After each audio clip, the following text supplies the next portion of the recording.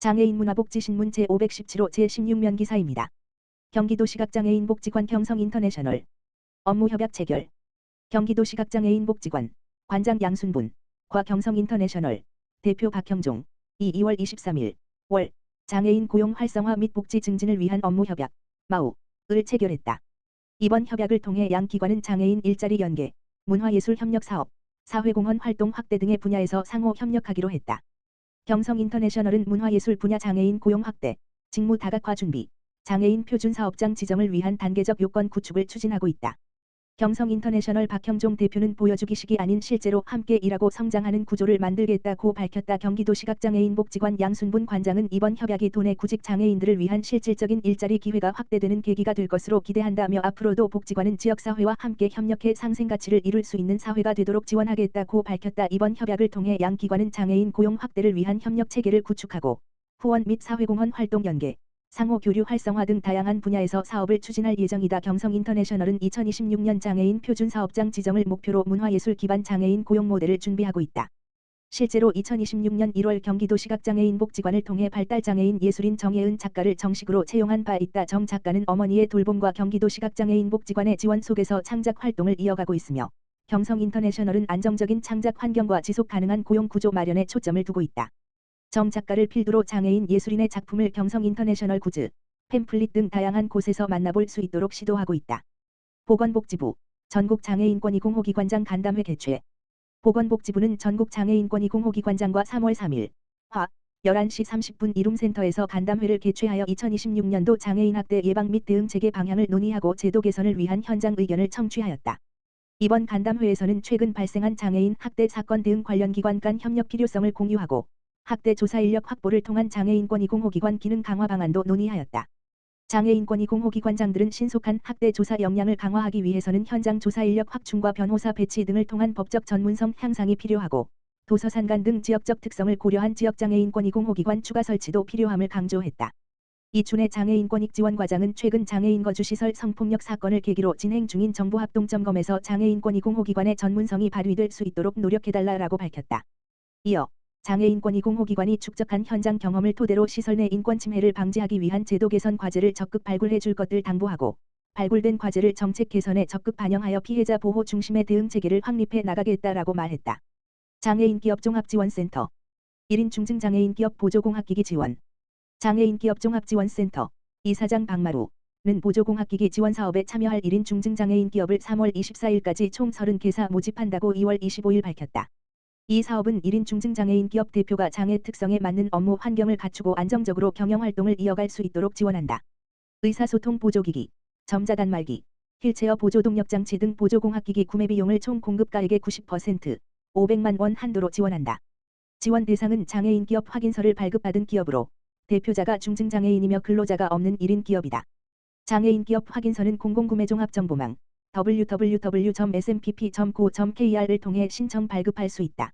참여기업은 업력, 지원 필요성, 활용 계획의 우수성, 지원 효과성 등을 기준으로 서면 평가를 거쳐 4월 중 최종 선정될 예정이다.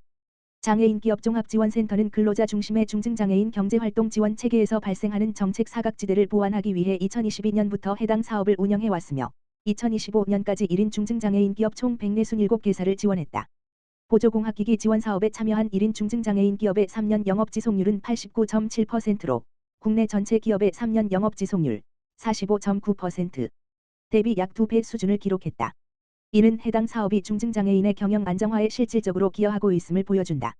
장애인 기업 종합지원센터 박마루 이사장은 중증장애인에게 창업은 본인의 역량과 여건에 맞는 경제활동을 스스로 만들어갈 수 있는 중요한 선택지라며 1인 중증장애인 기업이 현실적인 어려움을 덜고 지속 성장할 수 있도록 현장 의견을 바탕으로 정책 지원을 꾸준히 확대해 나가겠다고 말했다. 구리시 동구동 복지 사각지대 발굴 캠페인 전개. 구리시 시장 백경현 동구동 행정복지센터 동장 김건영은 지난 25일 동구릉역 일대에서 취약계층 보호를 위한 복지 사각지대 발굴 캠페인을 실시했다. 이번 캠페인은 동구동 지역사회보장협의체 주관으로 진행됐으며 협의체 위원 등 17명이 참여했다. 참여자들은 동구릉역을 이용하는 주민들에게 복지 안내문과 홍보 물품을 배부하며 경제적 어려움이나 질병, 사회적 고립 등으로 위기에 놓인 가구를 발견하면 행정복지센터로 연계 제보해 줄 것을 적극 안내했다. 특히 경기 침체 등으로 생활에 어려움을 겪는 이웃이 발생하지 않도록 지역 주민의 관심과 참여가 무엇보다 중요하다는 점을 강조하며 위기가구 조기 발굴을 위한 시민들의 동참을 독려했다.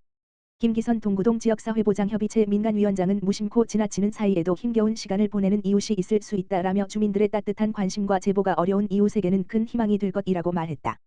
김건영 동구동장은 추운 날씨에도 이웃 사랑 실천을 위해 함께해 주신 협의체 위원들께 감사드린다라며 앞으로도 민관이 긴밀히 협력해 위기가구를 조기에 발견하고 적기에 지원함으로써 소외되는 이웃 없이 모두가 안전하고 행복한 동구동을 만들어가겠다라고 밝혔다. 구리시 2026년 평생학습 지원 공모사업 접수 시작. 구리시 시장 백경현은 평생학습기관 단체와 학습동아리 등 다양한 네트워크를 통해 우수 평생학습 프로그램을 발굴하고 지역 내 평생학습 문화를 확산하기 위해 3월 3일부터 3월 18일까지 공모사업 신청을 받는다. 이번 공모는 평생학습관에 등록된 학습동아리를 대상으로 동아리당 1,000원의 학습활동 경비를 지원하는 2026년 평생학습 동아리 육성 지원과 평생학습기관에 최대 3,100원의 프로그램 운영비를 지원하는 2026년 한 평생학습기관 이루수 프로그램 2개 사업으로 추진된다. 각 사업의 세부 공고 내용은 구리시 홈페이지에 고시/공고와 구리시 평생학습 포털 https://gyri.kr/소식정보/공지사항에서 확인할 수 있다.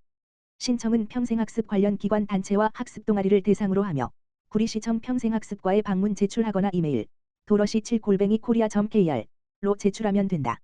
기타 자세한 사항은 구리시 평생학습과 평생학습팀 다만 전화기 지역번호 031-550-8773으로 문의하면 안내받을 수 있다.